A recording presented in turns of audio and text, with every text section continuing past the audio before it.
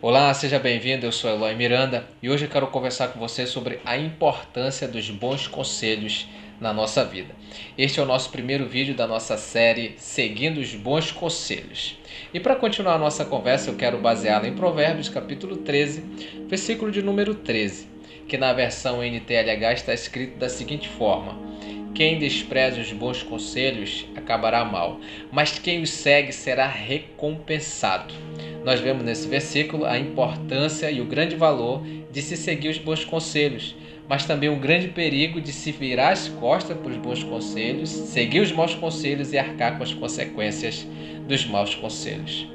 A verdade é que ninguém é tão sábio que não precise de bons conselhos. Todos nós, em algum momento da nossa vida, vamos precisar de bons conselhos, principalmente quando nós estivermos em uma situação que requer uma tomada de decisão muito bem pensada. Situações como, por exemplo, uma crise financeira, uma crise familiar, uma crise conjugal, uma crise existencial. São situações que requerem uma tomada de decisão muito bem analisada, muito bem avaliada. Por isso é importantíssimo nós estarmos cercados também de bons conselheiros, para que, pelo menos em teoria, nós possamos termos a garantia de que vamos receber bons conselhos. Quantas pessoas você conhece que seguiram bons conselhos e tiveram sucesso? Mas quantas pessoas você conhece que hoje lamentam não terem dado ouvidos a bons conselhos, que hoje amargam as consequências de terem seguido maus conselhos, principalmente quando vamos fazer visitas em clínicas de recuperação, onde nós encontramos várias pessoas com problemas de vício em diversos produtos químicos. Eles se lamentam de não terem dado ouvidos aos conselhos de pessoas que realmente se importavam com eles. Pessoas como seu pai, sua mãe, seu tio, seu vizinho, seu amigo, enfim, pessoas que realmente queriam o bem deles. Eu entendo que os conselhos eles são como sinalizadores que nos indicam a forma segura de chegarmos ao nosso destino. Ao contrário do que muitos pensam, os conselhos eles não são para tolir a nossa inteligência. Os conselhos eles não são para tirar de nós a nossa capacidade de iniciativa própria. Os conselhos não querem dizer que somos incapazes de tomar decisão por nós mesmos. Jamais. Os conselhos, pelo contrário, eles estão ali para nos fornecer parâmetros que irão nos auxiliar na melhor tomada de decisão possível em determinada situação. Um conselho, de acordo com a nossa língua portuguesa, ele é uma opinião que se emite sobre o que se deve ou não fazer em determinada situação. Mas vale lembrar que não é uma opinião qualquer. Conselhos, eles não são palpite, eles não são opiniões dados fora de hora, não são palpites que alguém dá sobre a vida de alguém, sobre o que ela deve fazer ou não. Pelo contrário, conselhos eles são muito mais do que isso. Quando nós falamos de conselho também, é inevitável a gente não falar dos conselheiros.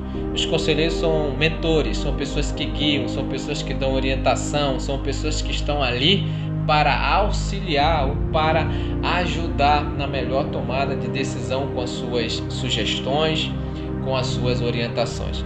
Isso é tão importante, a questão dos conselhos e dos seus conselheiros, que nós vemos isso também a nível de governo, a nível de empresa.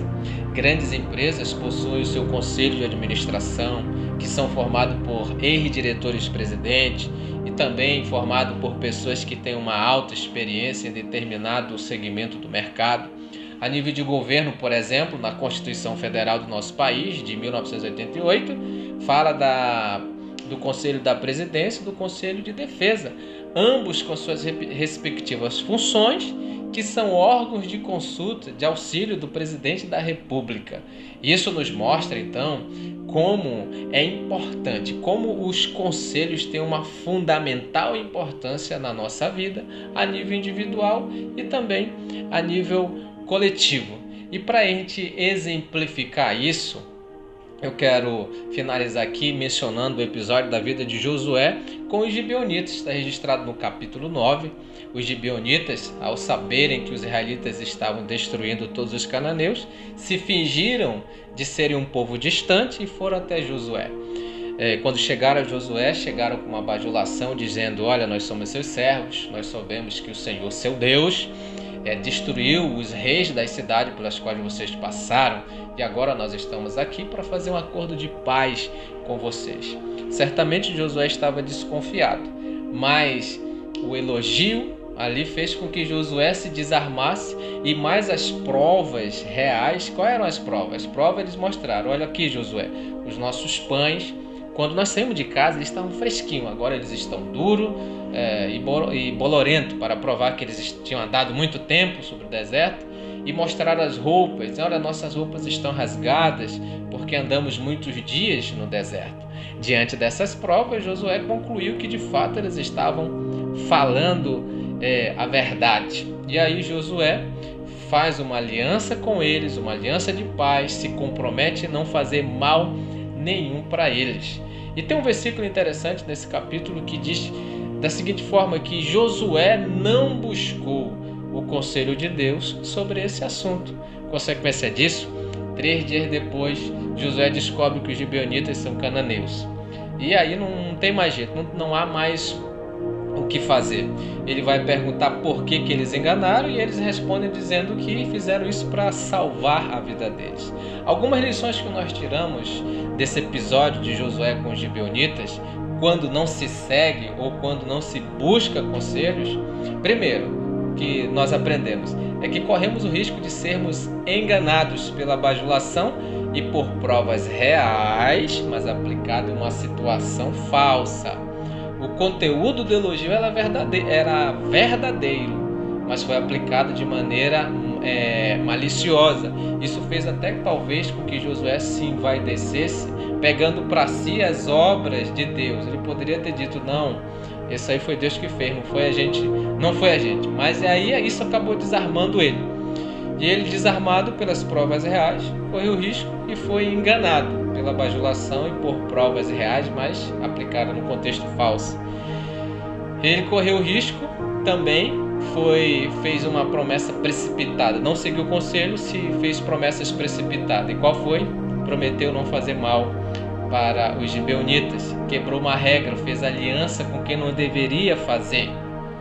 Fez aliança com os gibeonitas. Deus disse que não era para eles fazer aliança com ninguém daquela região, com nenhum povo daquela região.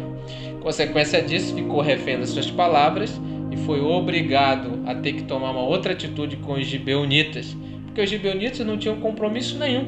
Então Josué teve que arcar com as consequências sozinho das suas próprias palavras. Para os gibeonitas, tanto faz como tanto fez. Eles só queriam a garantia de que Josué não iria matá-los. Se aproveitou até da boa vontade e da fé de Josué. Muitas das vezes é assim.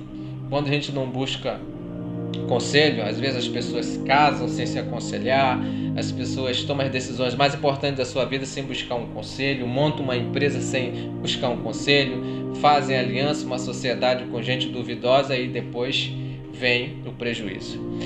Salomão disse em Provérbios 20:18, ele disse o seguinte: quem busca conselhos terá sucesso. Portanto, busque conselhos para as decisões mais importantes da sua vida, para que você tenha sucesso. Bom, finalizando a nossa conversa, se essa conversa te esclareceu, te abençoou, eu quero pedir que você compartilhe essa mensagem com o maior número possível de pessoas, para que elas sejam abençoadas. Escreva aí, deixe seu comentário da sua experiência ao seguir maus conselhos ou quando você não buscou conselho nenhum. Se você ainda não é, se inscreva no nosso canal para que você possa estar nos ajudando a divulgar mais os ensinos da Palavra de Deus. E ative o sininho para que você possa estar recebendo o nosso próximo vídeo da nossa série Seguindo os Bons Conselhos. Que Deus te abençoe e até a próxima.